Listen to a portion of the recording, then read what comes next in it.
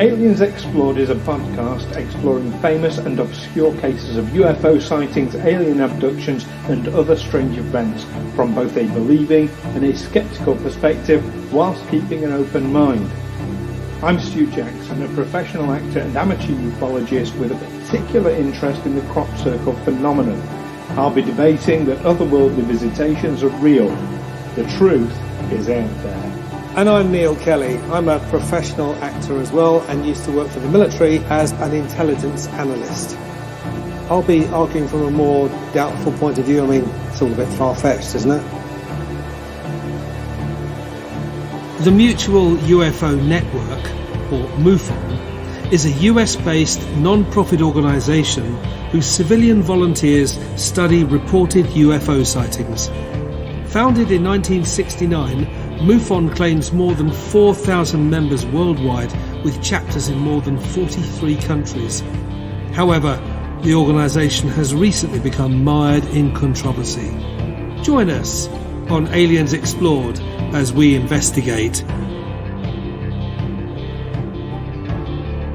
Hello listeners and welcome back to this week's episode of Aliens Explored, your weekly podcast where we look at UFOs and UFO related events, people, things, whatnots, Ujima flips, all the gubbins. I'm one of your hosts, Stu Jackson.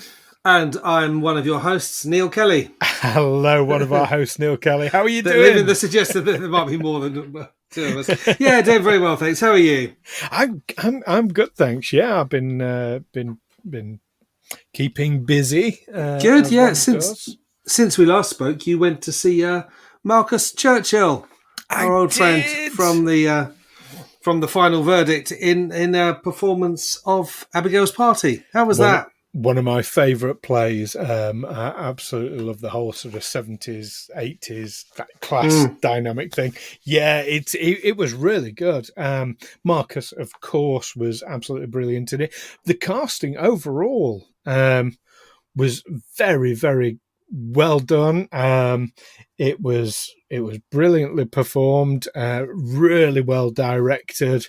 The venue itself, it was a small venue, and the cast actually, when they were sat down, were actually lower than the audience, and it wasn't tiered seating. So, sort of had strain of it and sort of duck and dive my head around to see things. But that's not the fault. Okay, it was in Winchester, wasn't it? That's right. They got a new. Well, it's not a new art centre. It's been there a long time, but they've recently refurbished it. Right. So it's basically like it's like a loft, like an attic space almost. I love Winchester. Winchester's a beautiful town. Have you been? I lived there for a few years. I worked for Hampshire County Council from 89 to 92. Well, this was at the Nutshell. I'm not sure I know it. Okay, it's in like a little shopping arcade. Okay. It's an unusual little building, but then Winchester's an unusual little place, isn't it? It is an unusual little place, yeah. But yeah, no, Marcus was absolutely brilliant. I did pass on your apologies. Did it? How was he about it? Was he? He was quite amused. He was listening to. He'd listened to your rant. Oh, the one when I derailed our whole program. And he was laughing away as it was. I mean, he agreed entirely about the costume, and actually told me a few more things that you didn't notice, like the buttons are British Army buttons on his jacket and things of that sort of nature. Oh, yeah. If I was 20 years younger and had the eyesight I had then, I might. Actually, I probably wouldn't, because I'm actually, for an ex-military man, I'm not all that hot on that sort of thing, really. But no, he was. He found it particularly true, and he commented. He said, "I'm just going. It's bullshit. It's bullshit." He found particularly amusing. But yes, no, all's forgiven, and he sends his regards. I did get a bit excited. I must say, yeah. It was his impression of it's bullshit. was particularly good. Yeah. So yes, just doing my job, Marcus. that was a very, very pleasant evening. Have you had any theatre trips or anything yourself? Yes, I have. What have I been to see? I've been to see Witness for the Prosecution, the Agatha Christie play, which is on at the. It's actually in a courthouse. Where is it on? It's on York Road, the County Hall. It's on at County Hall. Yes, in the I old saw it courthouse. there a couple of years ago. Yeah, I saw it there. It was my birthday treat from the wife. So yeah, went to see that. Oh yeah, happy birthday! I went to see Shining City in. Oh God, where was that? In Stratford, Right, an Irish play. Again, very good. So yeah, I've been getting out to the theatre there before it all shuts down. But not actually getting on stage into the theatre. That's which I haven't done for way too long. Well, you do have a theatrical event coming up, though, don't you? I do. I do have the Christmas show. Yes, Father Christmas. A seasonally significant character. Yes. As I like to put it, yeah. And I start rehearsals tomorrow for 2 plays, in fact. One playing Shakespeare and one playing the man that Charlotte Bronte married. Wow. Which is in 2 separate plays. In 2 separate plays with the same cast. It's an ensemble cast, and with the same director and writer. Yeah. Yeah. Because we're going to be doing them as like a double bill. So when are they being performed? Oh, March. Okay. It's a long way away yet. Yeah. Yeah. Yeah, because we can't get together very often, so we have to plan these things in advance. Yeah. Anyway, that's not what we're here to discuss, is it? Yeah. No. What are we here to discuss today? Well, I've got down. I'll let you introduce it because. Okay, in case you're wrong, because we're still doing the welcome. Yeah. Well, this week we are talking about the organisation known as MUFON, the Mutual UFO Network. Yes, which is a US, according to Wikipedia, it's a US-based non-profit organisation composed of civilian volunteers who study reported UFO sightings. Yes, which I think that's a really good summary. I mean, they are perhaps a little bit more wide scope than just that, but that is definitely the core of what they do. Yeah, when talking about the broadening of the scope and what do they call it? Scope creep. Yes, that's a bit of an issue with them these days. Well, I can tell you. So I know we talked about crop circles an awful lot, and I've talked about like my first encounter with a crop circle when I was living in Bristol. But actually, my very first introduction to the existence of crop circles goes back even further. When I was living in Cornwall, which is a really remote part of the UK. It's very, very rural. In fact, it's pretty much run as a medieval fiefdom, isn't it? It's almost by the Duke of Cornwall. Not far off. But yeah, no, I was down there. I was living in the main city of Truro, which city is about the size of a village. And there was a talk from MUFON about crop circles that I attended. Okay, yeah, because this is a vast organisation, isn't it? Something like 4,000 members. They've got branches in every state of the US and in more than 43 countries. So. Yeah. I guess that was the UK branch. I guess that was that would have been the Cornwall branch of the UK division. They're subdivided that far. Oh yeah. It was like it was a slight. I mean, we're talking like 90s in the 1990s. But yeah, talking about crop circles, that was my first time I ever encountered. So MUFON's been on my radar for a very, very long time. I'm not a member myself, although I keep thinking about it and doing the thing. Well, we'll come on to that a bit later. But have you ever heard of MUFON before this? Or I think I had, and then when I looked up what I read, yes, it wasn't good stuff because it's been a troubled organisation of late, hasn't it? Especially in the last year or so, because it has. Yeah, I mean, let's go back to July 2020. The MUFON executive director Jan Harzan, or is it pronounced Jan? Yeah, he's an American, so probably pronounce it Jan, but Jan Harzan. He was arrested in Newport Beach, California, on charges of soliciting sex from a law enforcement detective posing as a 13-year-old girl. Now, that must be quite some young-looking detective, mustn't it? That can pose as a 13-year-old girl and fool him. Yeah, so that was trouble. But there are also some troubling links between MUFON and right-wing conspiracy theories, particularly QAnon. Now, QAnon in recent months, they've had many of their channels shut down. 8chan and the image board where anonymous handle Q posts, that's been shut down as well. But there's been a bit of cross pollination between followers of adherents to QAnon who have thought, well, yeah, there could be some fertile ground here for new recruits amongst the UFO community. And also members of the UFO community looking to enhance their number of followers by sort of touting their wares in the QAnon field, because QAnon is this wide-ranging, all sorts of interconnected conspiracies. Bullshit. I mean, the main one we know about is about how Donald Trump is protecting us from a radical left band of Satan worshipping paedophiles. But of course, and UFOs will sort of come into in all sorts of ways. But I guess as soon as you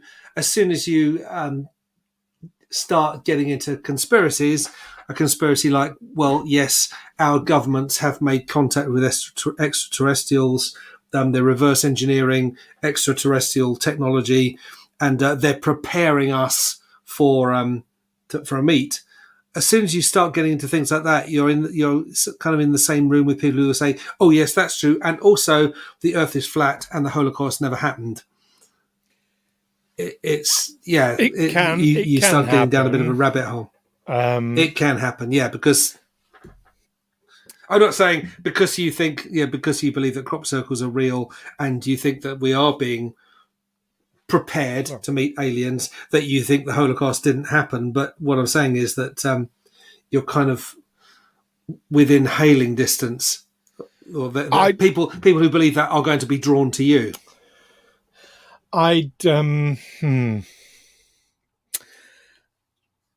think, it's always difficult to categorize people and put them in boxes. But for me personally, there is a world of difference between someone who says, look, let's keep an open, UFOs, you say, about believing that crop circles exist. Crop circles do exist. There's no question about that because they are there. They are there, yes. It's just their provenance. I have a belief. Well, actually, I don't have a belief about what causes that's argued them because about.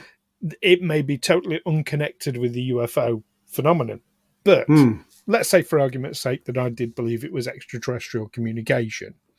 That would be a belief. It wouldn't be me saying, look, it's extraterrestrial communication. It's this, and it must be this because X, Y, Z, which is what you get with the flat earthers. They don't say, well, I believe there's the possibility the Earth is flat. They just say, the Earth is flat, and here's your proof.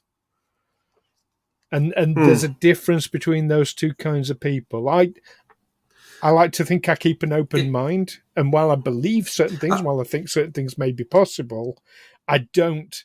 You don't ever hear me saying this is factual. No, I think. I mean, I'll go even more.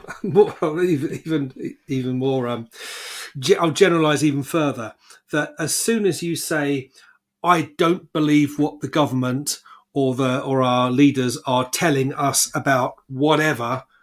As soon as you do that, you're opening yourself up to accusations of being a conspiracy theorist. Even if you're saying, I don't believe Boris Johnson because what he's just said completely contradicts what he said yesterday. you're still, I don't believe the government, and then someone will come along and say, yeah, I don't believe them either, and actually all that stuff about the globe being the world being a globe is a lie. As soon as you say I don't believe the government, you're in conspiracy theory territory, and you will bump into people who are a long way down their rabbit holes. Well, yes, you will. I agree with that, but I'm going to say so. The term conspiracy theory has a certain connotation to it, but taking it on its most factual point, to theorize that there are conspiracies is not a nutcase thing to do, because conspiracies, we know from history, they exist.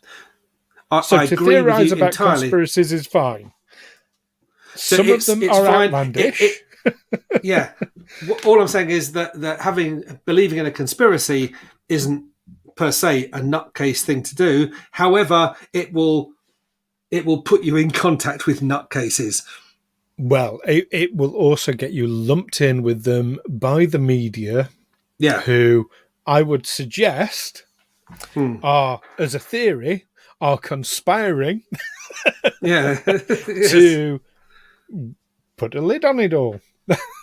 Because it's in their interest. But anyway, we've gotten way off topic here, and I'm going to bring us back, because those two events that you've just told me about, with MUFON, I was completely and utterly unaware of. Okay, completely unaware of them. So that to address the first alleged. I mean, has it been charged? Is it? All I know is he was arrested, but arrested isn't charged. So let's keep this to the alleged events. Okay. With the director, I mean, that would be the director, not MUFON itself. And that would be the director, yeah. So and I'm not saying that all members of MUFON are going to be soliciting sex with 13-year-old girls. I hope not, even allegedly. So let's put that one, for so many reasons, to one side for now. As for the whole infiltration by QAnon, that MUFON are then infiltrating QAnon in return, any organization that has open membership, in fact, one of MUFON's key core principles is that they do not discriminate in terms of who they who they will have as members. Literally anyone can become a member. It doesn't take much to infiltrate an organization like that. No, it doesn't. And here's evidence that not everyone shares that. In April 2018, an article in Newsweek reported evidence of anti-immigrant, anti-trans and anti-Muslim sentiments among MUFON officials, including MUFON donor J.Z. Knight and former MUFON State Director for Pennsylvania, John Ventra, both of whom have publicly expressed racist and or anti-Semitic views and are described in the article as high-tier inner circle donors to MUFON. The expressed far-right viewpoints apparently kicked off a wave of anger and resignations across MUFON, including the former MUFON Director of Research, Chris Cogswell, who stated, "My internal conscience would not let me continue," and former board member and Washington State Director James Clarkson, who stated, "Remaining in MUFON in any capacity is morally unacceptable." Right. And there are more as well. So it's really the organisation has been quite badly tainted by these associations. It sounds like it. Conspiracy it theories. Really does sound like it. Now, I mean, to quote MUFON's core values from their own website, they say that they do not and shall not discriminate on the basis of race, colour, religion, creed, gender, gender expression, age, national origin, your ancestry, disability, marital status, sexual orientation, or military status in any of its activities or operations. We believe, they say, in a totally inclusive environment. And I have no reason to believe that that's not the case. I mean, in terms of, yes, a donor has, far-right tendencies. That's a donor. That's Now donors may, if they're substantial donors, they may end up having some influence, and that leads to very questionable things. I agree, and these things need to be looked at very carefully. But I also think, there's the organisation, then there are the things going on around it, over which it perhaps doesn't have any control, like the opinions of its members. Yeah. How can it possibly have control over that with an inclusive policy? Yeah. All I'm, that prompted me to look up other articles, particularly in a publication called Vice, which I've always found very good, and that it was in Vice that I read about the connection between QAnon and UFOs, or right-wing conspiracy theories and UFO theories, how they're both finding fertile ground in each other's backyards. It's interesting that should be. I mean, my experience of ufologists, they tend very much, the same in the entertainment industry that you and I are in, Neil. They tend towards the very left-wing leaning liberal people, so I'm quite surprised to hear that in a way. I mean, I can, I get it. I'm not disputing it, but it's also a bit of a surprise because it's so far removed from my own personal experiences. We all live in an echo chamber, though, don't we? Well, of course we do. Yeah. I mean, you and I wouldn't ordinarily in the course of things come up against the far right, or find ourselves socialising. Come up against or sharing interests with the far right. But. Okay, so let's put all that to one side. For now, I think it's good to flag up. It's good to be aware, and listeners, do. I'm going to say, well, no, I'll repeat it at the end, but we actually want to hear what you think about MUFON in light of all this, and I'll repeat that at the end. But I do feel like I've hijacked the topic a little bit. The topic is there, and the topic is open, and it's what we do, Neil. We chat about it.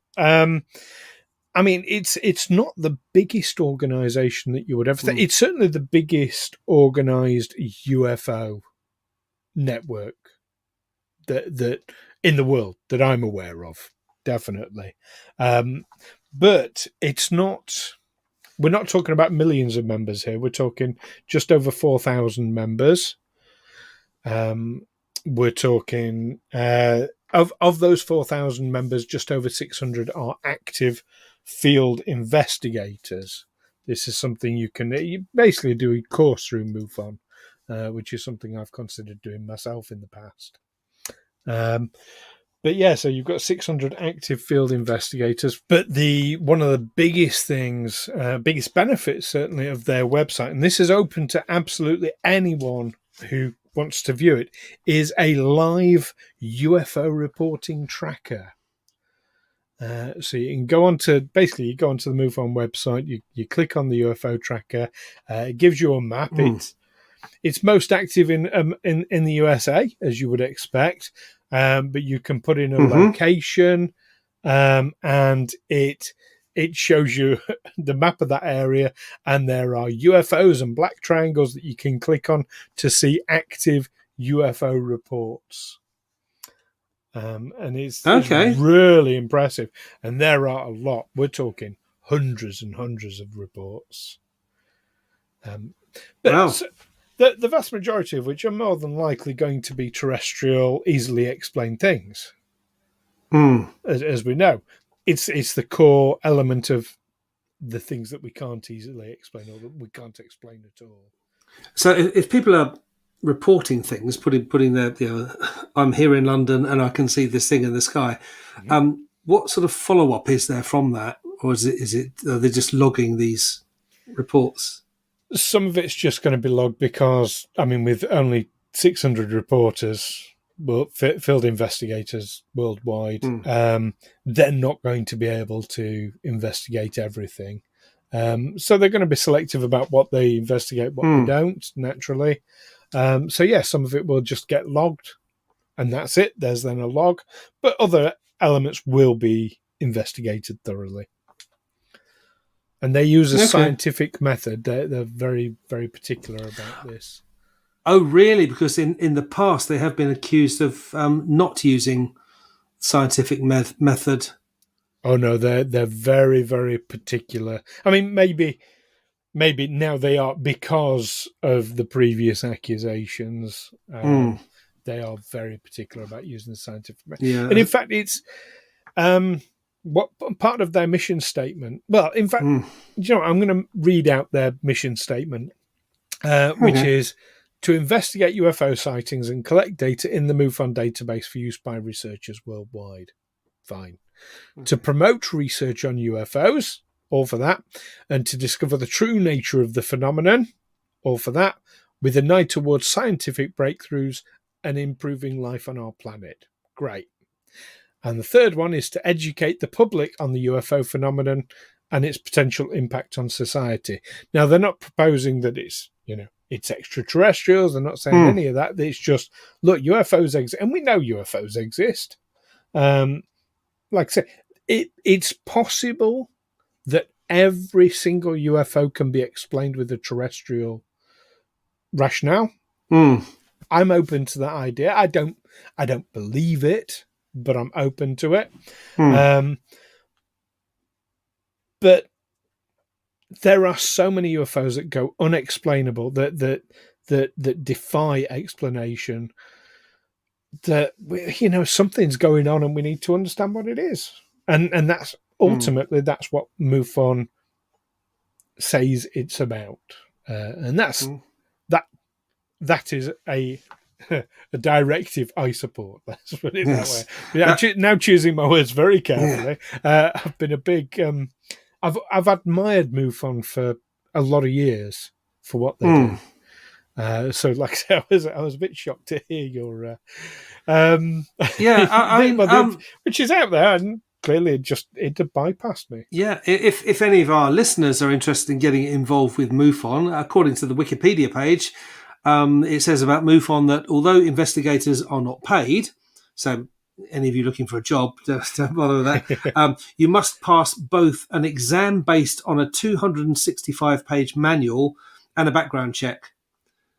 And MUFON features a newsroom and case management system on its website. So there's the answer to my question. So, yeah, they will investigate some things. Yeah. Oh, yeah, absolutely. It's, in fact, you know what, that's a good time to, for people who want to know more about MUFON, I mean, Google is obviously a friend there. Yeah. But the MUFON website itself does contain an awful lot of information, and that UFO tracker, which you can find at MUFON, that's MUFON.com. Simple as that. But yeah, no, it's been going a while, since 1969. Yeah. That was when they formed. So they've been going a long time. Yeah, it's. I need to look into that. These allegations and claims. Yeah, I mean, there's the specific allegations, but I was also thought, well, yeah, there's just the general thing about, you know, whether you're talking about UFOs or any area where you don't believe the official government version of events, like whether it's 9/11 or JFK. Yeah, you're going to find yourself in the same room as some people with whose views are on all sorts of things are a little more out there. Well, you're going to find yourself being lumped in with people like that. Well, yeah, and of course, yeah, as you say, that's an easy way to dismiss any of your claims. Rather than address your concerns directly, they can just say, "Oh, well, he's just a conspiracy theorist. He's just a nut job. He's got his He didn't wear his tinfoil hat that day." You know, that's yeah. It's easy to dismiss someone that way. So yeah, but so I said I would repeat it at the end. So I'm going to ask listeners, what do you think about MUFON? Tell us your opinion. And of course, because you're telling us off air, you can be as blunt and direct about your opinion as you like with us. But we do. I'm very, very keen to hear what people think about MUFON now. Like I say, I've admired them, but I've clearly been looking at it with a very blinkered, sheltered view. So educators, listeners. Well, obviously, yeah, and just say you've had knowledge of them for much longer than I have. So, of course, when you said, "Oh, we're going to do something about MUFON," I just Googled them, went straight to Wikipedia, and this was the first stuff I saw. Yeah, that's fair enough. It's clearly out there. So, do let us know via the usual means what you think. You can contact us through Facebook, through Twitter, and you can email us at aliensexplored@gmail.com. You can find us in those other places by just searching Aliens Explored. There we go. This has been absolutely fascinating. Yeah, and do get in touch. Yeah. Please do. We would love to hear from you. We're starting to sound needy now.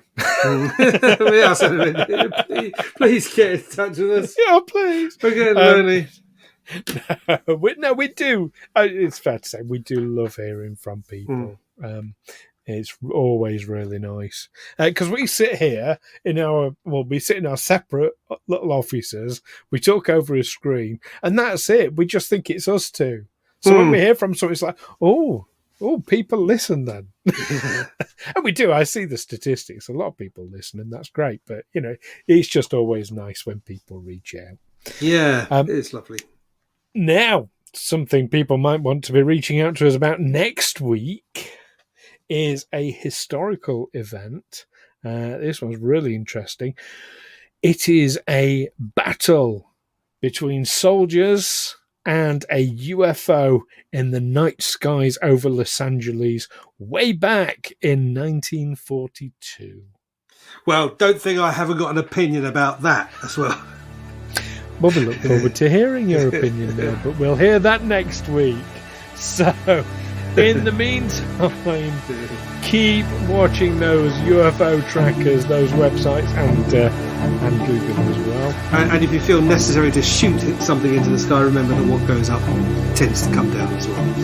Usually does. So, in the meantime, it's bye from me. And it's goodbye from me. Take care. Bye-bye. Bye. Aliens Explored is a Figo Films production in association with Juicy Falls. Music by Darren Mafucci and editing by Stu Jackson. Find us on Twitter and Facebook by searching Aliens Explored or visit aliensexplored.com.